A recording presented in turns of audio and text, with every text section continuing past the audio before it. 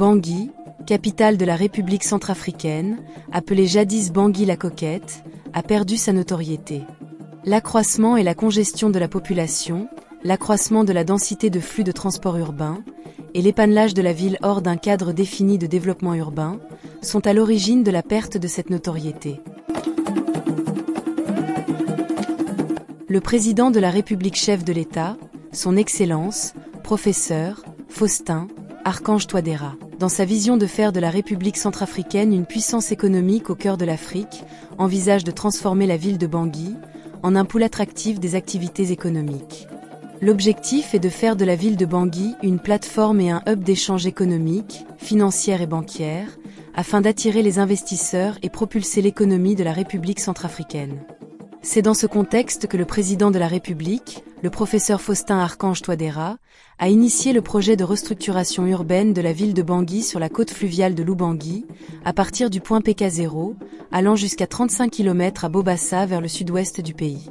Ce projet vise à placer la ville de Bangui au même standard que les grandes mégapoles de notre ère.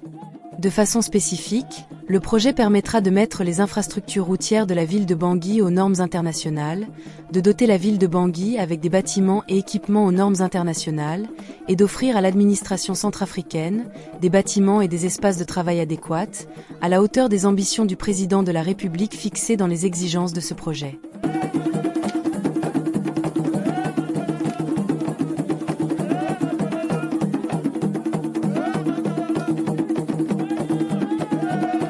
Le projet se caractérise par l'aménagement d'un grand espace vert à partir de l'actuel palais de la Renaissance jusqu'au PK0, le réaménagement du PK0, la restructuration urbaine au niveau de la côte fluviale de l'Oubangui jusqu'à Bobassa, à 35 km au sud-ouest de la République centrafricaine.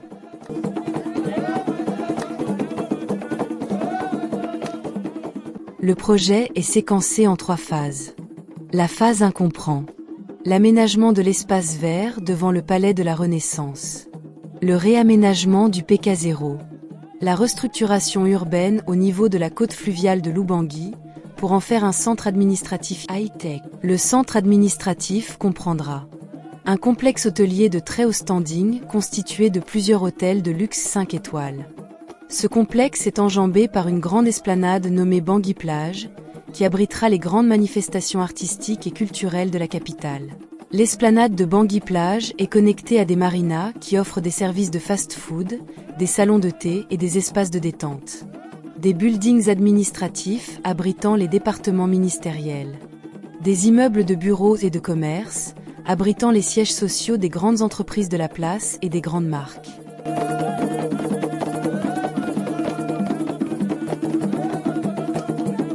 Un grand mall.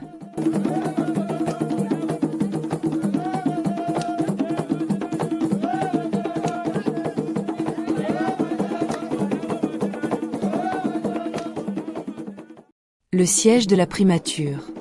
Le ministère des Finances. Le ministère de la Défense nationale. Sur le site actuel de jardin public, sera construite la nouvelle mairie de Bangui. À côté, la gare du métro sera construite.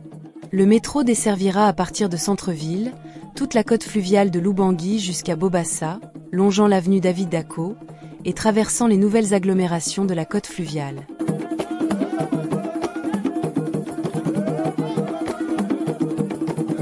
La restructuration urbaine de la Corniche comprend également une zone résidentielle de très haut standing, une zone résidentielle de haut standing, des équipements d'accompagnement de haut standing tels que les centres commerciaux, un complexe hospitalier, des immeubles de bureaux et de commerce, des écoles, des espaces de loisirs, une grande banque commerciale et logistique continentale et internationale.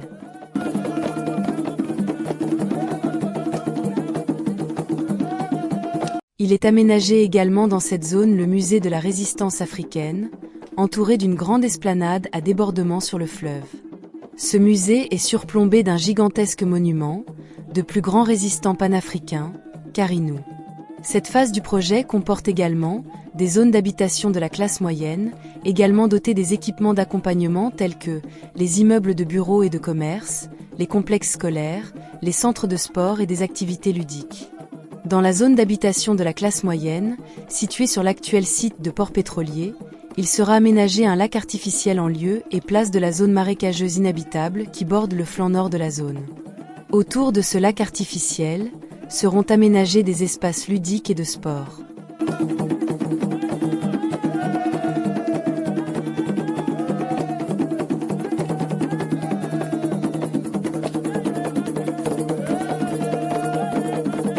Enfin, cette première phase du projet comporte une zone touristique, avec des hôtels inspirés de l'architecture traditionnelle africaine, dotés des équipements d'accompagnement et des équipements de sport et ludiques.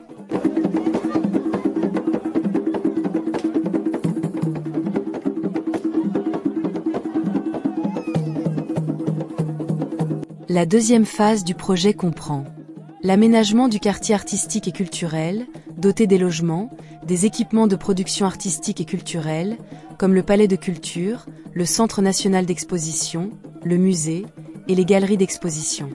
L'aménagement d'une zone sportive et ludique, ainsi que des réserves pour les promotions immobilières.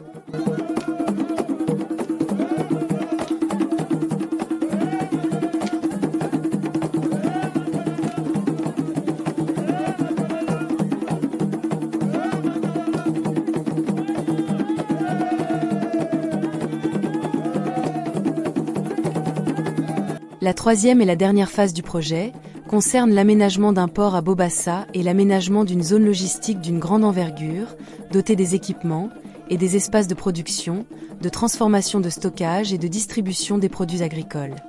Ce port est une plateforme industrielle de zone franche, Free Zone.